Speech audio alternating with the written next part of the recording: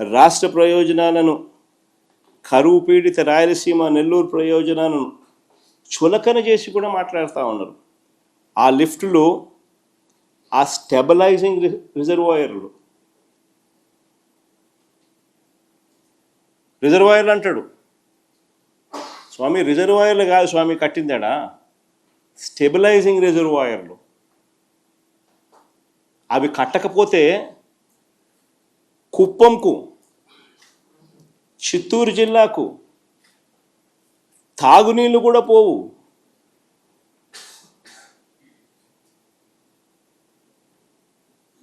తాను పుట్టింది చిత్తూరు జిల్లా, ఆ జిల్లా మీద మమకారం లేదు. కుప్పం ప్రజలు ఓటు వేసి గెలిపిస్తే ఆ కుప్పం ప్రజల మీద ఆ కృతజ్ఞత కూడా లేదు.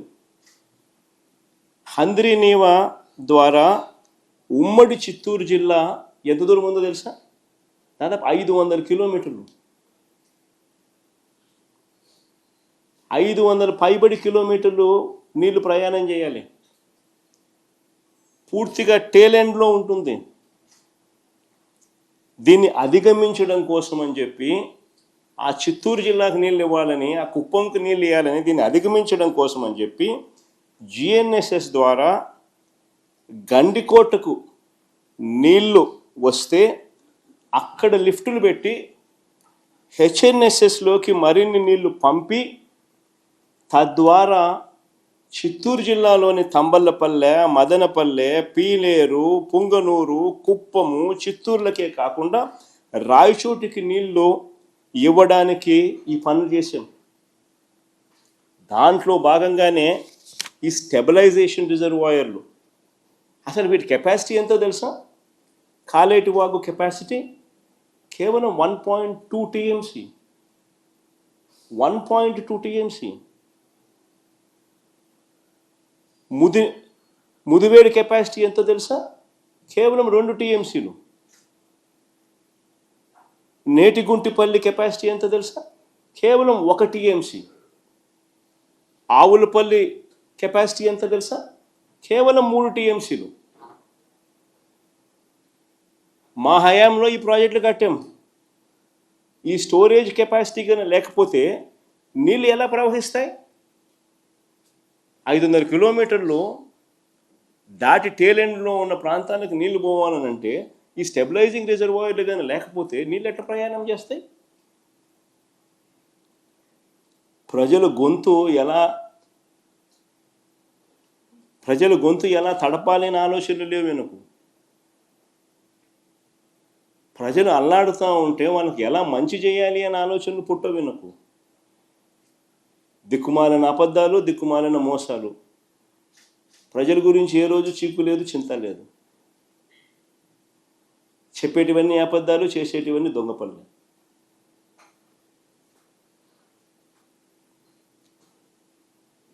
అసలు అందరూ కూడా గుర్తుపెట్టుకోవాల్సిన వాస్తవమైన విషయం ఏమిటో తెలుసా? రాయలసీమ లిఫ్ట్ ప్రాజెక్ట్ అనేది కొత్త ప్రాజెక్ట్ కాదు. It is not a new project. Rayalaseema, Nellore, చెన్నైకి తాగునీటి అవసరాలు తీర్చడానికి కరువు పీడిత రాయలసీమ, నెల్లూరుకు అదివరకే చేసిన కేటాయింపుల మేరకు ముందే కట్టి ఉన్న రిజర్వాయర్లకు నీటిని సప్లిమెంట్ చేసే లిఫ్ట్ ఇది.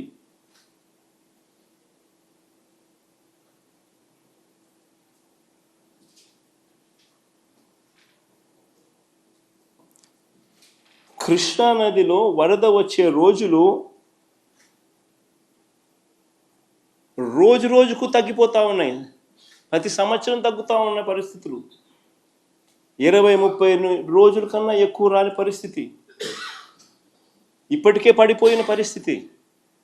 ఇలాంటి నేపథ్యంలో మరోవైపున చూస్తే రోజుకి 8 టీఎంసీలు నీళ్లు శ్రీశైలం నుంచి ఖాళీ అవుతా ఉన్న ఇంకో పరిస్థితి కనిపిస్తూ ఉంది. మరోవైపున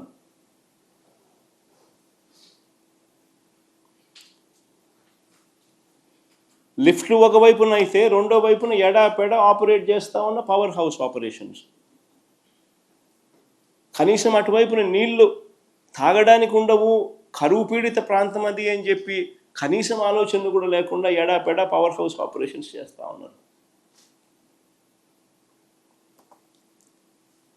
శ్రీశైలం నుంచి 777 అడుగుల నుంచి 825 అడుగులు నుంచే తోడేస్తూ ఉన్న పరిస్థితి, నీళ్ళు ఖాళీ అవుతా ఉన్న పరిస్థితి.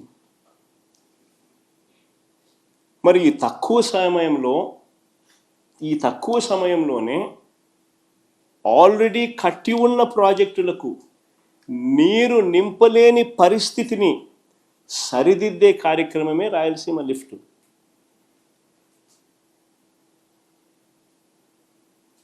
ఎన్ని అధిగమించి ఇప్పుడే పరిస్థితి 20 రోజులు 30 రోజులు రావడంలో నీళ్లు, మరోవైపున ఈ పరిస్థితి రోజుకి 8 టీఎంసీలు నీళ్లు శ్రీశైలం నుంచి ఖాళీ అవుతా ఉన్న పరిస్థితి, అయ్యబోయే పరిస్థితులు.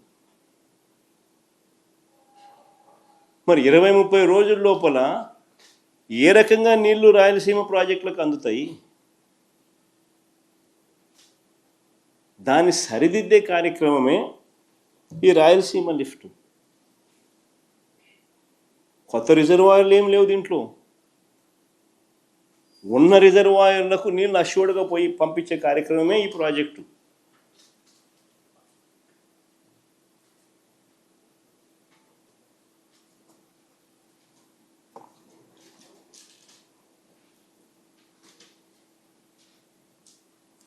అసలు వాస్తవం ఏంటంటే పాలకులుగా అటువైపు తెలంగాణ కానివ్వండి, ఇటువైపున ఆంధ్ర కానివ్వండి, అందరం ఒకటే భాష మాట్లాడతాం, అందరం అన్నదమ్ములము.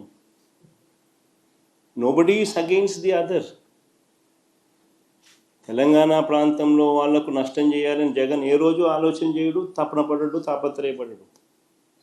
అయితే మా ప్రాంతంలో ఉన్న మా వాళ్ళకు మాత్రం నష్టం జరగకుండా చూసుకునే కార్యక్రమం కూడా చేయడం మా ధర్మం.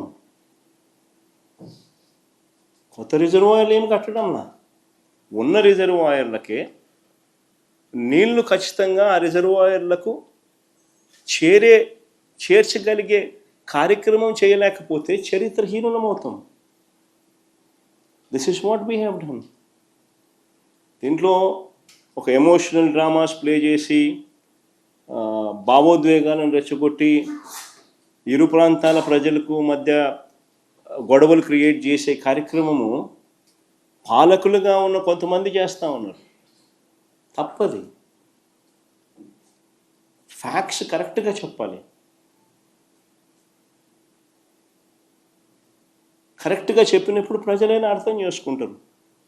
అందరం అన్నదమ్ములుగానే ఉన్నాం, అందరం అన్నదమ్ములుగానే కలిసిమెలిసి ఉన్నాం, కలిసిమెలిసి పెరిగినాం కూడా.